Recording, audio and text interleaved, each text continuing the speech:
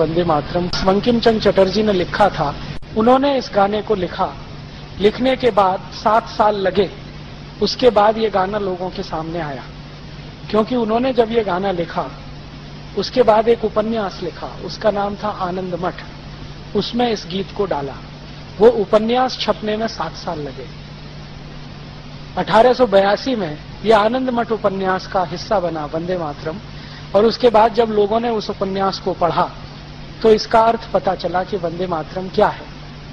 आनंद मठ उपन्यास बंकिम चंद्र चटर्जी ने लिखा था अंग्रेजी सरकार के विरोध में, और अंग्रेजी सरकार को सहयोग करने वाले उन राजा महाराजाओं के विरोध में जो किसी भी जाति और संप्रदाय के हों लेकिन अंग्रेज सरकार को सहयोग करते। फिर उसमें उन्होंने बगावत की भूमिका लिखी और ये कहा कि अब बगावत होनी चाहिए, विद्रोह होना चाहिए, ताकि इस अंग्रेजी सत्ता को हम पलट सकें, और इस तरह से वंदे मातरम को सार्वजनिक गान बनना चाहिए, ये उन्होंने घोषित किया। उनकी एक बेटी हुआ करती थी बंकिम चंद्र चटर्जी की, जिसका अपने पिताजी से बहुत मतभेद था। मतभेद किस बात पर था? उनकी बेटी कहती थी कि आपने वंदे मातरम लिखा है, इसके शब्द बहुत क्लिष्ट हैं और बोलने और सुनने वाले की ही समझ में नहीं आएंगे, तो गीत को आप ऐसा सरल बनाइए जो बोलने वाले और सुनने वाले को समझ में आए। तो उस समय बंकिम चंद्र चटर्जी ने कहा कि देखो, आज तुम्हें लगता है कि ये क्लिष्ट है, लेकिन मेरी बात याद रखो, थोड़े दिन के बाद ये गान भारत के हर नौजवान के होठों पर होगा, हर क्रांतिवीर की प्रेरणा बनेगा।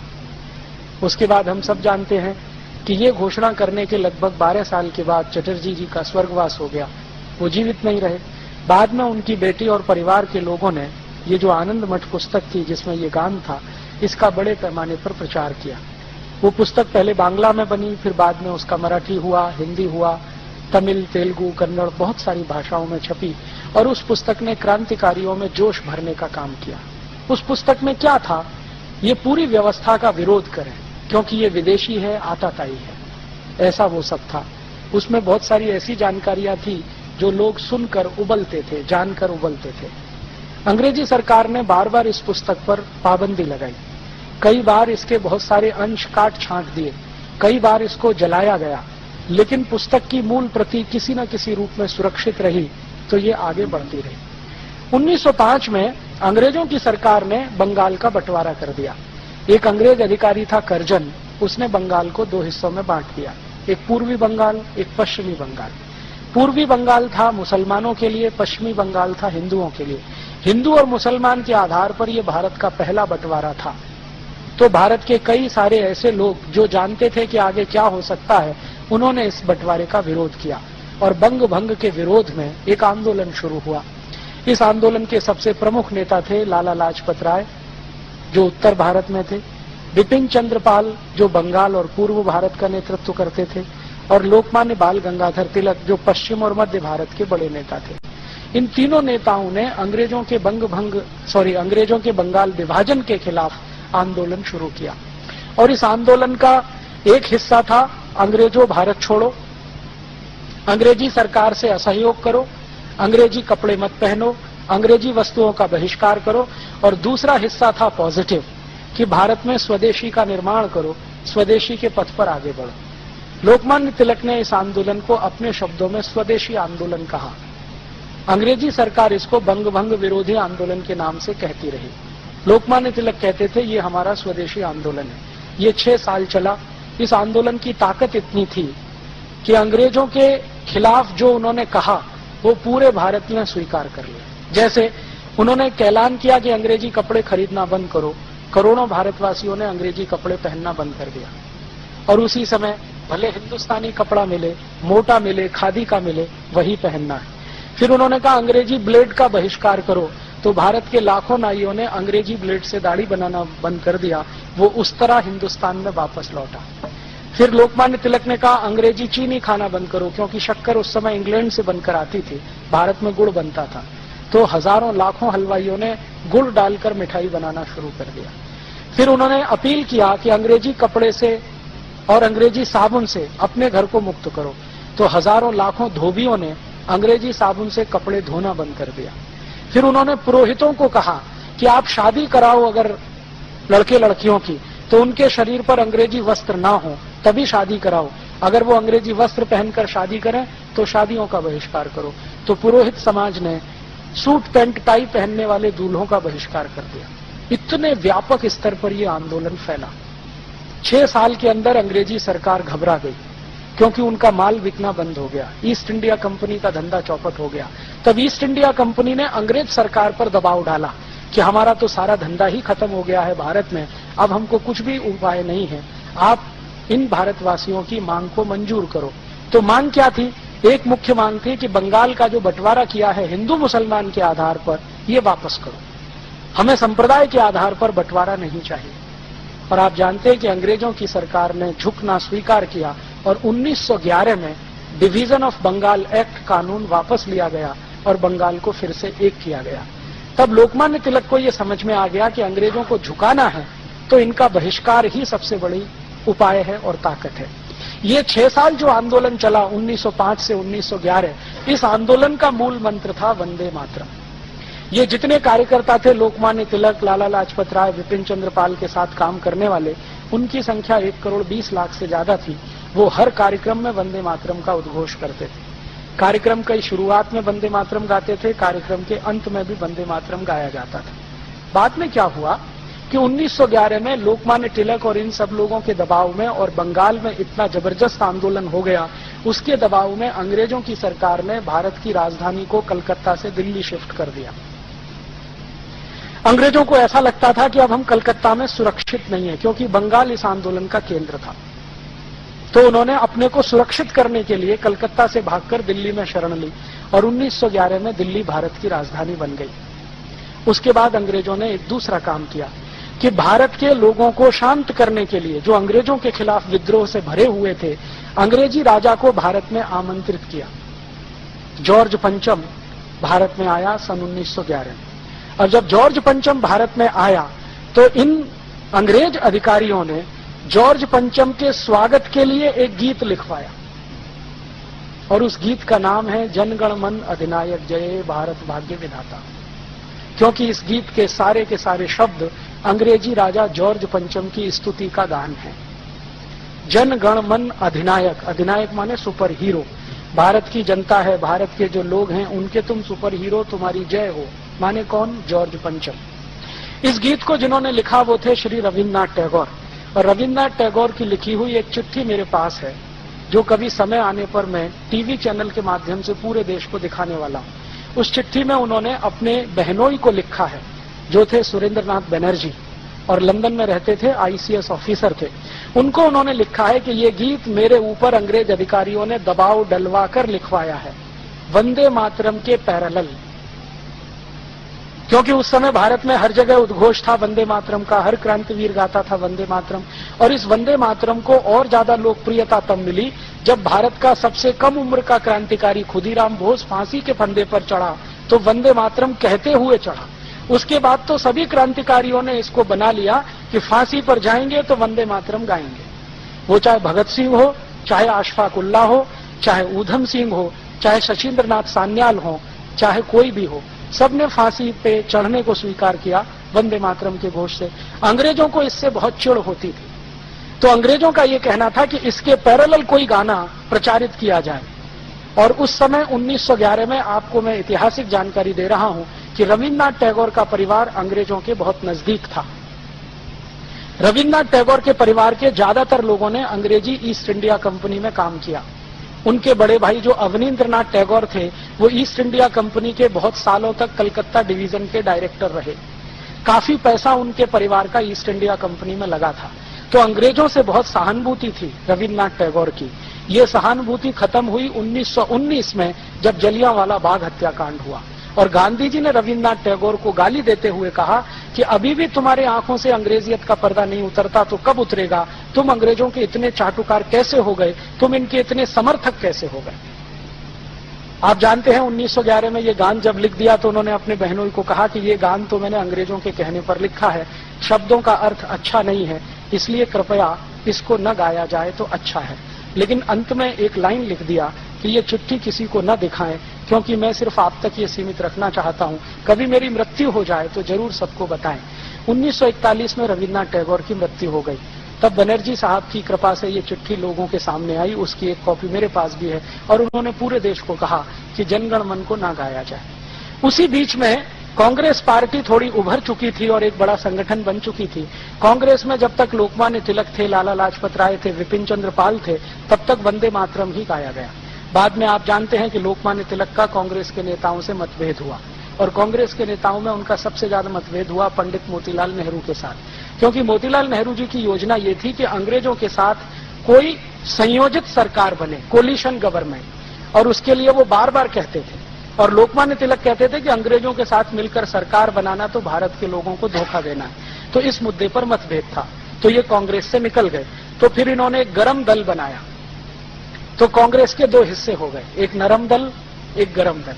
गरम दल के लीडर लोकमान्य तिलक, लाला लाजपत राय, विपिन चंद्र पाल, ये सब बड़े कांग्रेस के लीडर थे।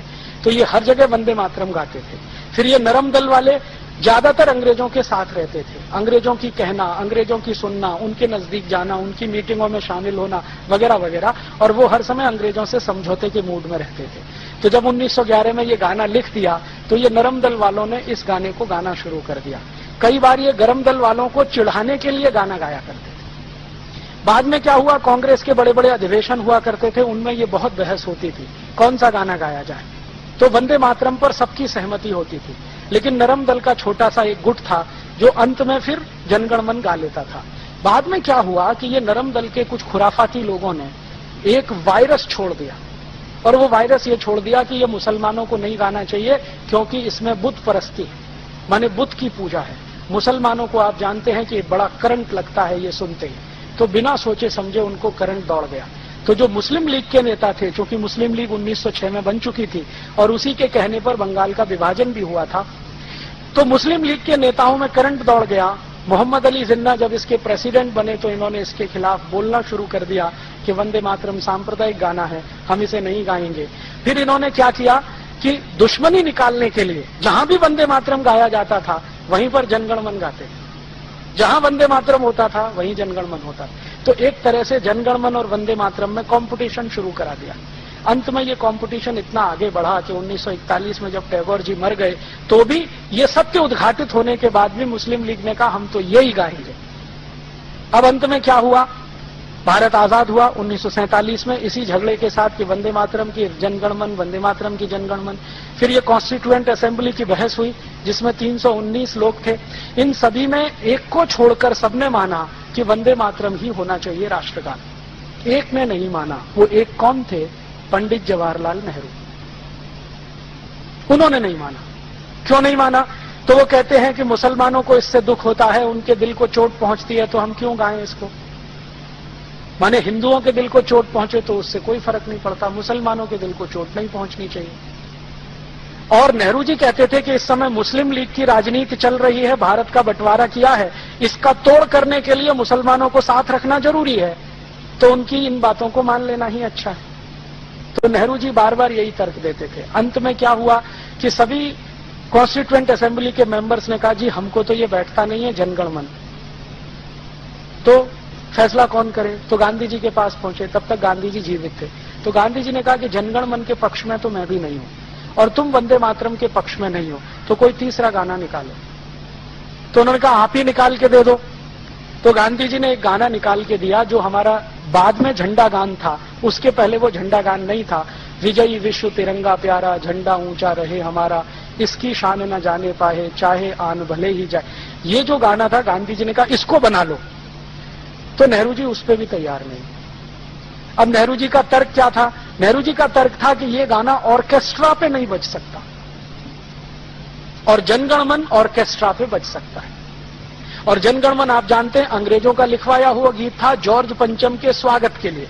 इसके एक एक शब्द को ध्यान दें, जनगण मन अधिनायक जय है, तुम्हारी जय हो, भारत भाग्य विधाता, तुम भारत के भाग्य विधाता हो, पंजाब सिंध गुजरात मराठा द्राविड़ उत्कल बंग, विंध्य हिमाचल यमुना गंगा, उच्छल जलधि तिरंग, तब शुभ नामे जागे, हम तुम्हारे नाम की शुभकामनाओं के लिए तब शुभ आशीष मांगे, आशीष मांगते हैं, तुम्हारी जय हो जय हो जय हो।